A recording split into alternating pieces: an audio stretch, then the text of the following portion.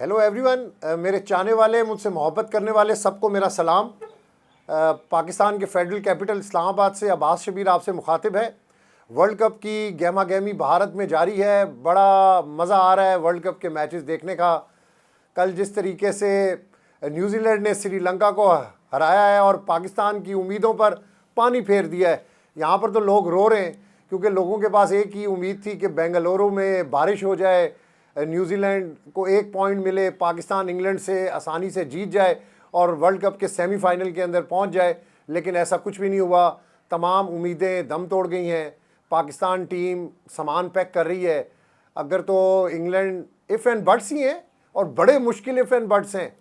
अगर England toss जीत के batting करेगा तो समझो पाकिस्तान उसी वक्त ही आउट हो जाएगा, और अगर पाकिस्तान ने टॉस जीत लिया तो बस फिर एक फॉर्मेलिटी है, ग्राउंड के अंदर जाना है, और इतना लंबा टारगेट है जो कि पाकिस्तान के लिए बहुत मुश्किल होगा, सिर्फ और सिर्फ बैड परफॉर्मेंस की वजह से। ये इफ़ एंड बट्स उसी वक्त आते हैं जब आपकी टीम सही परफॉर्म नहीं कर रही होती। जो मेन मैचेस होते हैं, जिसमें अफगानिस्तान का मैच था, ऑस्ट्रेलिया का मैच था, साउथ अफ्रीका का मैच था, वो मैचेस ही पाकिस्तान नहीं खेला। वो एनर्जी नहीं थी पाकिस्तानी खिलाड़ियों में। पता नहीं कहाँ पर उनके जहन थे और क्या उनके जहनों में था, क्यों वो नहीं खेल सके। और आखिरी मैचों में उन्होंने कम बैक किया, वो भी फ़खर जमान की तरफ से हमें कम बैक नज़र आया, जिसकी वजह से हम न्यूजीलैंड से वो बारिश भी हो गई और वो मैच भी हम जीत गए। और कोई उम्मीद बनी अगले मैच के लिए, लेकिन वो सारी उम्मीदें दम तोड़ गई, पानी फिर गया।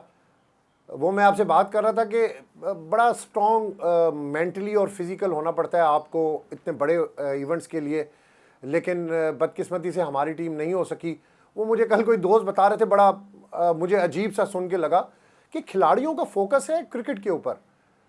हर टीम के प्लेयर्स जो आए हैं वो फुल फोकस्ड हैं क्रिकेट के ऊपर कि किस तरीके से टीम को जितवाना है और किस तरीके से अपने मुल्क का नाम रोशन करना है। लेकिन ये साढ़े मुंडे जड़े ने, ये हमारी टीम के लड़के, इनकी फरमाइशें देखें आप।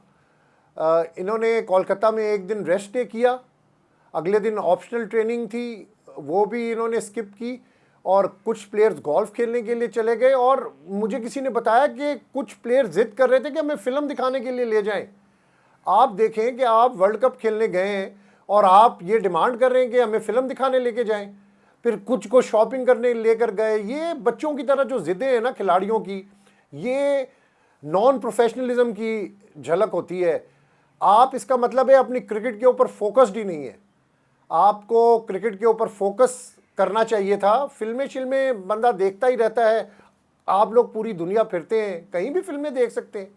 लेकिन चलें, ये तो मुझे वैसे पता चला तो मैंने बताया कि इनका दिमाग फ़िल्म की तरफ था। इसलिए ये मेरा ख्याल है शुरू में पिछले मैचेस में भी इनके ध्यान इसी तरह होंगे, जिसकी वजह से ये टूर्नामेंट में up to the mark perform नहीं कर सके। जिस तरह इंडिया की टीम ने परफॉर्म किया, न्यूजीलैंड ने परफॉर्म किया, साउथ अफ्रीका ने परफॉर्म किया, इवन कि अफगानिस्तान ने परफॉर्म किया, फिर ऑस्ट्रेलिया ने परफॉर्म किया। हम तो अफगानिस्तान से भी नीचे चले गए। हमारा लेवल तो आ गया बांग्लादेश और श्रीलंका का। हमने बांग्लादेश को हरा दिया। बल्ले बल्ले हो गई थी कि हमने बांग्लादेश को हरा दिया। क्या हुआ? बांग्लादेश को हराने के बाद भी कोई फ़ायदा नहीं हुआ। अब सामान की पैकिंग जारी है, लेकिन सामान की पैकिंग तो हो रही है वहाँ पर, लेकिन एक शख्सियत की कमी है। वो वहाँ पर मुझे किसी ने बताया, जो मीडिया मैनेजर पहले गए थे, वो मीडिया मैनेजर कम लॉजिस्टिक मैनेजर ज़्यादा काम करते थे, तो इसलिए अब उनकी कमी बड़ी महसूस हो रही होगी वहाँ पर टीम मैनेजमेंट को और मैनेजर को। तो अब जो मीडिया मैनेजर है वो सामान तो उठाएगा नहीं, वो तो प्रोफेशनल आदमी है। तो वो जो मीडिया मैनेजर था वो तो सामान भी उठा लेता था, लॉजिस्टिक भी सारा वो लॉजिस्टिक ही करता था, मीडिया मैनेजमेंट से उसका कोई ताल्लुक नहीं था। ये इंडिया की कुछ ऐसी चीज़ें थी जो मैं आपके साथ गाय बगाए शेयर कर रहा हूँ। यहाँ पर भी अब क्रिकेट बोर्ड में बड़ी तब्दीली आनी है। बाबर आजम का फ्यूचर तय होना है कि बाबर आजम ऑस्ट्रेलिया और न्यूजीलैंड के लिए कैप्टन होंगे या नहीं होंगे, ये इस हफ्ते फैसला होना है। मुझे क्रिकेट बोर्ड से कोई दोस्त बता रहे थे कि वापसी की तैयारी करवा रहे हैं खिलाड़ियों की। अब तो वापसी की तैयारी अब तो नामुमकिन है। अब सफ़र शुरू है उनका वापसी का, और मैं पहले ही आ गया था। इसकी वजह आज मैं अपनी एक वीडियो में बताऊंगा, बड़ी अहम वजह है। और वो अगली वीडियो में मेरे दोस्त थे वो साथ, वो कह रहे थे कि हम आपके साथ वीडियो करेंगे और उसमें आप ये सारी वजूहत बताएं। लेकिन पाकिस्तान की वापसी का सफ़र मुकम्मल, तैयारी शुरू है। अब सिर्फ एक फॉर्मेलिटी है जो उन्होंने इंग्लैंड के साथ पूरी करनी है। मायूस हैं लोग बहुत ज़्यादा। कोलकाता के फैंस जो हैं वो पाकिस्तान इंडिया का सेमीफाइनल देखना चाहते थे, और वो चाहते थे कि पाकिस्तान की टीम ऊपर आए, सेमीफाइनल खेले, एक बड़ा मुकाबला हो, क्योंकि कोलकाता के जो फैंस हैं वो बहुत प्यारे हैं, बहुत लविंग हैं, बड़े वार्म वेलकम उन्होंने पाकिस्तान टीम को किया है। और सबसे ज़्यादा जो पाकिस्तान का स्टे रहा है वो कोलकाता में ही रहा है। तो कोलकाता के लोग बड़े प्यार करने वाले हैं, बड़ी मोहब्बत करने वाले हैं। और कोलकाता की क्या बात है, 2012 में कोलकाता क्या था, 2023 में कोलकाता क्या है, क्या ईडन गार्डन। ख्वाहिश हो, हर इंसान की ख्वाहिश होती है कि ईडन गार्डन कलकत्ता में मैच देखे, मैच कवर करे। ये हमारी ख्वाहिश पूरी की है और उम्मीद है, होप्स हो कि दोबारा से कोई ऐसा इवेंट हो और मैं दोबारा से कोलकाता जाऊँ। I really love Kolkata, Bengaluru और ये सारी जो आप लोगों की स्टेट्स हैं, जो क्रिकेट जहाँ पे हो रही है, बहुत वंडरफुल एनवायरनमेंट है। इंडिया टीम टॉप पर है, पहले दिन से कह रहा हूँ कि इंडिया अनबीटेबल है, इंडिया को हराना नामुमकिन है। बहुत मुश्किल है कि आप इंडिया को इस टूर्नामेंट में शिकस्त दें। इंडिया न्यूजीलैंड का कोलकाता के ईडन गार्डन में मैच है और मैं पहले से प्रिडिक्ट कर रहा हूँ, जो मैंने इंडियन टीम की बॉडी लैंग्वेज देखी है, जो उनका स्टाइल है, और आईसीसी में भी आप देखें कि तमाम इंडिया के प्लेयर्स ही आईसीसी रैंकिंग्स में आ गए। ऑलराउंडर आप देख रहे हैं, रविंद्र जडेजा आ गए, विराट कोहली भी आ गए, शुभान गिल भी आ गए, सारे इंडियन प्लेयर्स ही आईसीसी रैंकिंग में आ गए, क्योंकि उनकी जो परफॉर्मेंस थी वो बहुत आउटस्टैंडिंग थी। उन्होंने पूरा टूर्नामेंट इस तरह खेला है कि वो अपने मुल्क के लिए खेल रहे हैं। वो उन्होंने क्रिकेट बताई आपको कि किस तरीके से क्रिकेट खेलते हैं।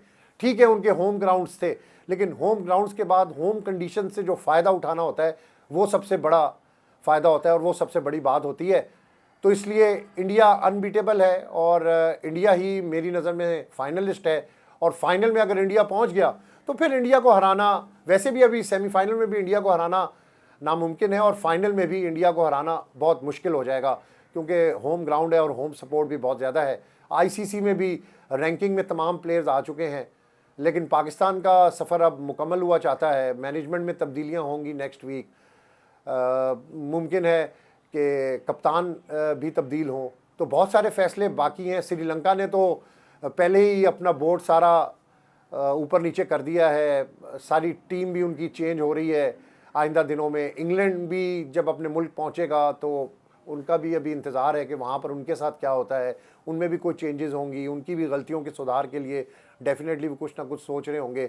लेकिन पाकिस्तान टीम पता नहीं अपनी गलतियों से सबक सीखती है कि नहीं सीखती, क्योंकि माजी में भी इस तरह की बहुत सारी गलतियाँ की हैं इन्होंने, लेकिन फिर वही गलतियाँ। और एक बड़े टूर्नामेंट के लिए हमें पूरी तैयारी करनी चाहिए थी, हमारे प्लेयर्स मेंटली तौर पर प्रिपेयर होने चाहिए थे कि हम इंडिया जा रहे हैं, हम एक बड़ा टूर्नामेंट खेल रहे हैं, लेकिन हम बिल्कुल अच्छा परफॉर्म नहीं कर सके।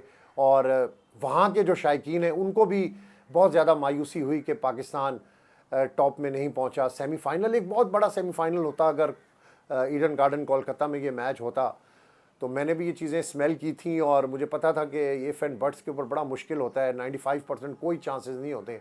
तो इसलिए बेहतर है कि सफ़र बांधा जाए अपना वापसी का, और मैंने वही किया, क्योंकि कोलकाता भी मैं 6 दिन रह चुका था, बेंगलुरु भी रह चुका था, तो वो रेपिटिशन हो रही थी। और मुझे एक चीज़ का आइडिया हो गया था कि कोई इतना पाकिस्तान के पहुंचने के कोई इतने चांसेस नहीं है, क्योंकि बहुत ज़्यादा टीमें जो हैं वो इन फॉर्म हैं। मुश्किल है पाकिस्तान किसी तरीके से पहुंचे। लेकिन फिर जाते जाते India, wish you best of luck.